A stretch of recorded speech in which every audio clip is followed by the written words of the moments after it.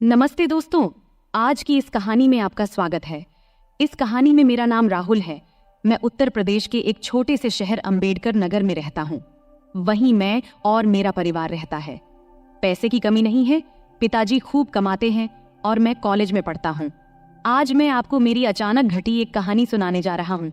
यह उस समय की बात है जब मैं कॉलेज में पढ़ता था और उस समय मैं उतना होशियार भी नहीं था। हमारे घर में मैं, मेरी मम्मी और मेरे पिताजी रहते हैं।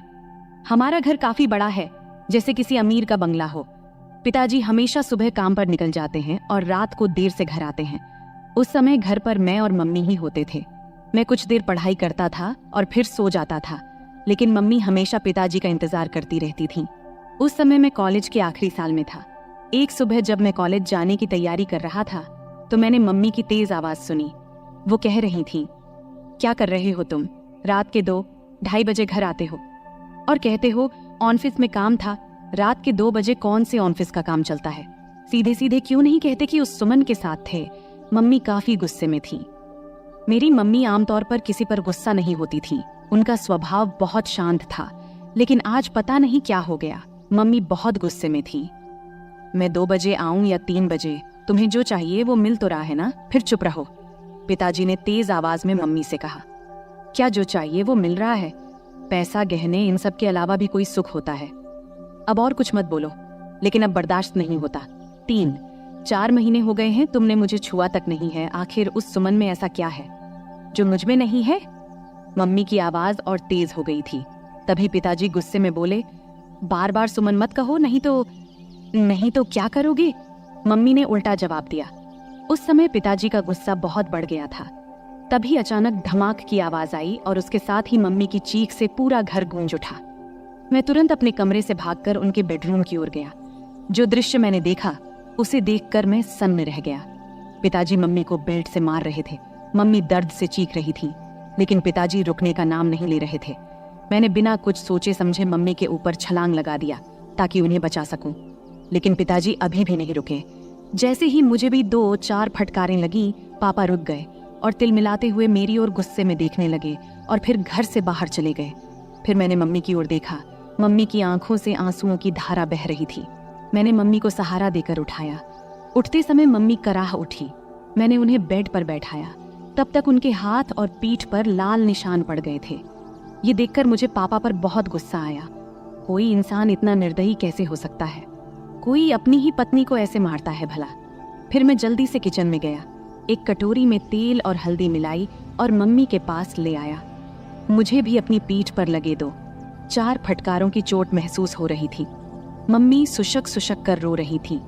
फिर मैंने मम्मी के हाथ और पीठ पर तेल हल्दी का मिश्रण लगाना शुरू किया, जहां उन्हें मार पड़ी थी। कुछ जगहों पर हल्का खून भी आ गया था। मिश्रण लगाने के बाद मैंने कटोरी को एक ओर रख दिया और मम्मी के पास बैठ गया। मम्मी ने मुझे देखा और तुरंत मुझे गले से लगा लिया। फिर वह मेरी गर्दन में सिर छिपाकर जोर जोर से रोने लगी। मम्मी के आंसुओं से मेरा कंधा भीग गया। मैं उनकी पीठ थपथपाकर उन्हें शांत करने की कोशिश कर रहा था। हम दोनों काफी देर तक यूं ही एक दूसरे की बाहों में रहे।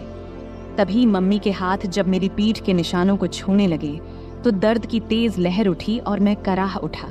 मम्मी को जैसे ही इसका एहसास हुआ, वो तुरंत मुझसे दूर हट गई। फिर मम्मी ने मेरा शर्ट ऊपर उठाया और उसी कटोरी से तेल हल्दी का मिश्रण धीरे धीरे मेरी पीठ पर लगाने लगी। लगाते समय भी वो सुशक रही थी। तू क्यों मेरे लिए बीच में आया? बेवजह तुझे मार पड़ी, मम्मी ने ऐसा कहा। फिर मैंने उनसे कहा, मम्मी, तुम्हारे लिए अगर मेरी जान भी चली जाती तो मुझे कोई दुख नहीं होता, लेकिन उन्होंने तुम्हें क्यों मारा? जब मैंने यह पूछा तब मम्मी मेरी ओर देखते हुए बोली, तुझे बताऊं या ना बताऊं ऐसा सोच रही हूँ। छोड़, पर अब तुझे ये सब जान लेना चाहिए। पिछले 2 साल से तुम्हारे पापा ऑफिस की एक लड़की के चक्कर में हैं। रात को देर से आते हैं और मेरा तो जैसे कोई अस्तित्व ही नहीं है उनके लिए। और मुझे ये बताते हुए भी शर्म आ रही है कि पिछले कई महीनों से उन्होंने मुझे छुआ तक नहीं है। कई बार तो मन करता है कि अपनी जान दे दूं, पर मेरे बाद तेरा क्या होगा, ये सोचकर मैंने ऐसा कदम नहीं उठाया। पर सच में अब इस जिंदगी से थक चुकी हूँ। अब मैंने तय कर लिया है, एक ही घर में रहूंगी, लेकिन उनसे कोई भी संबंध नहीं रखूंगी। मम्मी की ये बातें सुनकर मैं सोच में पड़ गया। इतनी खूबसूरत, सुशिक्षित और समझदार मम्मी होने के बावजूद पापा किसी दूसरी औरत के चक्कर में कैसे पड़ गए। मन ही मन मैंने पापा के इस कर्म को दोषी ठहराया। मम्मी वाकई बहुत सुंदर थी। सुंदर चेहरा, नाजुक नाक, गुलाबी होंठ, 5.5 फुट की ऊंचाई, गोरा रंग। वो एकदम किसी चित्र में बनाई गई देवी की तरह दिखती थी। फिर भी पिताजी को उनकी सुंदरता क्यों नहीं दिखती देती थी। उस दिन के बाद से मम्मी ने पापा से बात करना बंद कर दिया। वो मेरे कमरे में मेरे पास ही सोने लगी। पापा महीने में घर का सारा सामान भरवा देते थे और टीवी के पास वाली दराज में 5 से 7 हजार रुपये रख जाते थे। अब तो पापा घर पर खाना भी नहीं खाते थे, वो उस औरत के घर से ही खाकर आते थे और कभी कभी घर आते भी नहीं थे। धीरे धीरे ऐसे ही और 3 साल बीत गए। तब मैं कॉलेज की पढ़ाई पूरी कर चुका था और एक IT कंपनी में काम करने लगा था और अब मैं 24 साल का हो गया था। रोज का व्यायाम और अच्छा खान पान करने की वजह से मेरी सेहत भी अच्छी हो गई थी। अब तो पापा महीने में 2-3 बार ही घर आते थे, मुझसे भी कम ही बात करते थे। हालांकि मम्मी अब उस सदमे से उबर चुकी थी, लेकिन उनके चेहरे पर हमेशा उदासी छाई रहती थी। मैंने उन्हें कभी हंसते हुए नहीं देखा था। यह देखकर मुझे बहुत बुरा लगता था। जब मैं नौकरी पर गया तो कंपनी ने मुझे लैपटॉप दिया, इसलिए मैंने घर पर इंटरनेट कनेक्शन भी लगवा लिया। बचपन से मम्मी के साथ रहने के कारण मेरे पास ज्यादा दोस्त नहीं थे। मम्मी ही मेरी सबसे करीबी दोस्त थी। संध्या के समय जब मैं काम से घर लौटता तो फ्रेश होकर चाय पीता और फिर बेडरूम में जाकर लैपटॉप पर इंटरनेट चलाता। यह मेरा समय बिताने का जरिया बन गया था। उस वक्त की उम्र के कारण मैं इंटरनेट पर तरह तरह फिल्में देखता रहता था, लेकिन मुझे सबसे ज्यादा माँ और बेटे के बीच की फिल्में पसंद आने लगी थी। धीरे धीरे मेरी नजरें मम्मी को देखने के तरीके में भी बदलाव आने लगा था। एक दिन सोमवार का दिन था, रात के करीब 9 बजे होंगे। अचानक पापा घर आए। हमारा घर मम्मी के नाम पर था। पापा मम्मी से कहने लगे कि घर उनके नाम कर दें। तब मम्मी ने इनकार किया तो पापा उन्हें बहुत बुरा भला कहने लगे। मम्मी चुपचाप सुनती रहीं। तभी पापा ने मम्मी के गाल पर थप्पड़ मार दिया। ये देख अब मेरा खून खौल उठा। पापा दूसरा थप्पड़ मारने ही वाले थे, तभी मैंने उनका हाथ पकड़ लिया और कहा, पापा अब बहुत हो गया, ये तमाशा बहुत हो चुका है, अब और नहीं सहन कर सकता। आज से इस घर में कदम रखा तो इसका अंजाम अच्छा नहीं होगा। फिर मम्मी ने भी गुस्से में पापा को खूब डांटा। पापा मम्मी की जोर से डांटने पर अचानक रुक गए और मेरे ताकतवर शरीर को देखकर वहां से चले गए। फिर मैंने दरवाजा बंद कर दिया और मम्मी के पास चला गया। मम्मी ने मुझे आंसुओं से भरी आंखों से देखा और दौड़ते हुए आईं। फिर मुझे गले से लगा लिया और फूट फूट कर रोने लगी। मैंने भी मम्मी की कमर को कसकर पकड़ा और उन्हें अपनी बाहों में भर लिया। मम्मी हिचकियां ले रही थीं और बोल रही थी, ठीक किया बेटे, इस आदमी की यही औकात है। आज के बाद अगर ये घर में दोबारा ना आए तो अच्छा ही है। मम्मी बोली, अब इस घर में उसकी आने की हिम्मत नहीं होगी और अगर आ भी गया तो मैं उसे छोड़ूंगा नहीं। मैंने गुस्से में मम्मी से कहा। फिर मम्मी ने चिंतित होते हुए कहा, राहुल बेटा, मत उलझ इस आदमी से। अगर तुझे कुछ हो गया तो मैं किसके सहारा रहूंगी। फिर मैंने भावुक होकर बोला, तू चिंता मत कर मम्मी, उस समय मेरे पास नौकरी नहीं थी इसलिए हम मजबूर थे, लेकिन अब मेरे पास अच्छी नौकरी है। तू चिंता मत कर, मैं तुझे कुछ नहीं होने दूंगा, मैंने मम्मी को आश्वस्त देते हुए कहा। फिर एक दिन मैं दोपहर में काम से घर वापस आया। मैंने अपनी चाबी से दरवाजा खोला और अंदर आया। तभी मुझे एक अजीब आवाज सुनाई दी। मैं बेडरूम के दरवाजे के पास गया, तब दरवाजा अंदर से बंद था।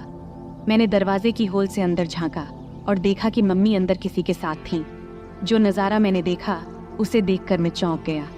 लगभग 10 मिनट तक मैं वहीं देखता रहा। अचानक मम्मी बेहोश होकर गिर पड़ी। फिर मैं दरवाजे से हट गया और धीरे से बाहर बरामदे का दरवाजा खोला। फिर जोर से कहा, मम्मी मैं आ गया हूँ, तुम कहाँ हो। ये कहते हुए मैंने अपने हाथ में पकड़ा बैग सोफे पर रख दिया और जूतों के फीते खोलने लगा। कुछ ही देर में मम्मी ने बेडरूम का दरवाजा खोला और बाहर आई। मुझे अचानक देखकर उनके चेहरे पर घबराहट और आश्चर्य के भाव थे। मैंने जल्दी से अपने जूते उतारे और बेडरूम में घुस गया। टेबल पर मुझे केले की प्लेट दिखाई दी। मैंने एक केला उठाया और खाने लगा। मम्मी मेरे पीछे पीछे आईं। मैं जैसे ही केले को खाने वाला था, मम्मी कुछ बोलने वाली थी, लेकिन मैंने पहले ही केले को मुंह में डाल लिया था। मम्मी हैरानी से मेरी ओर देख रही थी और मैं शांति से केला खा रहा था। केला थोड़ा कच्चा था, इसलिए पूरी तरह से मीठा नहीं था। मम्मी, केले बहुत अच्छे हैं और हैं क्या? मैंने केले खाते हुए मम्मी से पूछा। मम्मी ने कुछ जवाब दिया, लेकिन अपने मुंह में ही। लेकिन दोस्तों, मैं आपको बताता चलूं, उन केलों का स्वाद इतना अच्छा था कि कुछ मत पूछो। केले खाने के बाद मैं बाथरूम में जाकर फ्रेश हो गया और फिर कमरे में जाकर लैपटॉप खोल लिया। फिर मैं एक रोमांटिक मूवी देखने लगा। फिर रात के खाने के बाद मैं बेडरूम में सोने चला गया। थोड़ी देर में मम्मी भी सब काम निपटाकर सोने आईं। मम्मी ने हल्के गुलाबी रंग का नाइट गाउन पहना हुआ था। तब मैंने लैपटॉप से नजरें हटाकर मम्मी की ओर देखा। मम्मी नीचे झुककर तकिया ठीक कर रही थी। तकिया सही करने के बाद मम्मी बिस्तर पर लेट गईं। तब मैंने भी अपना लैपटॉप बंद कर दिया, फिर लाइट बंद किया और सोने की कोशिश करने लगा। लेकिन मुझे नींद नहीं आ रही थी। मेरे दिमाग में दिन की वो घटना बार बार घूम रही थी। बहुत देर तक मैं जागा रहा, जबकि मम्मी शांति से सो रही थी। कुछ समय बाद मम्मी ने करवट ली और मेरी तरफ पीठ करके सो गईं। फिर उन्होंने छत की ओर मुंह करके लेटना शुरू किया। मैं थोड़ी देर के लिए डर गया, लेकिन जब मम्मी जागी नहीं तो मुझे थोड़ी राहत मिली। मेरी हिम्मत बढ़ी और मैं धीरे धीरे मम्मी की ओर देखने लगा। मम्मी ने कुछ ही पल के लिए मेरी ओर देखा और फिर अपनी आंखें बंद कर लीं। मैंने समझ लिया कि वो अभी भी जाग रही हैं। मैं थोड़ा और आगे बढ़ा और खुद को संतुष्ट महसूस किया। मम्मी भी खुश थीं, उन्होंने कुछ नहीं कहा, लेकिन मुझे एहसास हो रहा था कि उन्हें भी संतोष मिला है। मम्मी, क्या हुआ? तुम चुप क्यों हो? क्या तुम्हें अच्छा नहीं लगा? मैंने जब ऐसा पूछा तब उन्होंने बोला, नहीं रे बेटा, मुझे तो बहुत अच्छा लगा। तूने मम्मी को बहुत खुश किया। फिर मैंने मम्मी के पीठ पर प्यार से हाथ फेरते हुए कहा, मम्मी, अब से तुम्हें केले खाने की जरूरत नहीं पड़ेगी। मैंने मम्मी के कान में धीरे से ऐसा कहा। तब मम्मी बोल उठी, बेटा, तुझे ये कैसे पता चला? मम्मी ने आश्चर्य से मेरी ओर देखते हुए पूछा। तब मैंने उन्हें बताया कि आज दोपहर जब मैं घर आया तो कमरे से तुम्हारी आवाज सुनाई दी। जब मैंने दरवाजे की होल से देखा तो मुझे सब समझ में आ गया। तभी मैंने ठान लिया था कि अब से मम्मी को किसी भी चीज की कमी नहीं होने दूंगा। राहुल, मेरे राजा, तू कितना प्यार करता है अपनी मम्मी से। मम्मी भावुक होकर बोली, हाँ मम्मी, अब से तुम्हें मैं किसी भी चीज की कमी नहीं होने दूंगा।